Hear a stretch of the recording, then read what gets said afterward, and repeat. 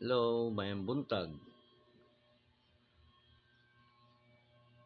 Pumili yung asawa ko ng mga roller sa pintal. Ito, yung pintura. Para sa, meron kasi kaming dating na bisita. Tapos, yung kwarto namin na extra sa labas ng bahay. Tabi lang.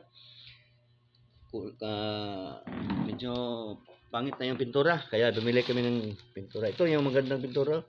Walang amoy. Lagyan na ng tubig. Tapos pumili siya ng na sabon. Hindi lang tamlapsaw.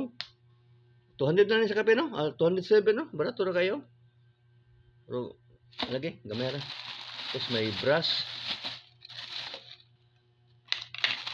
Gloves. New gloves.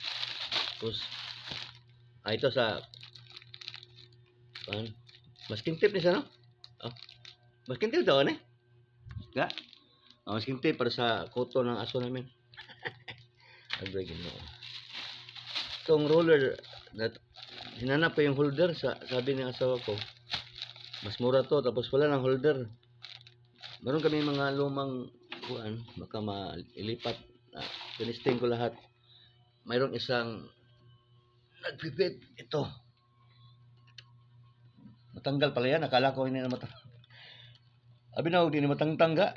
Nag-swipe daw kayo na. Tanggalin ito na. Ito yung bago.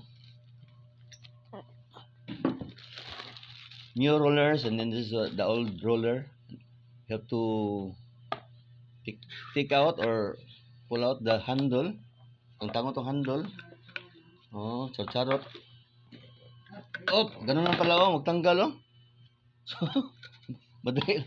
Abi na ako di matangtangga. Oh, ito luma na. Pull and then pull.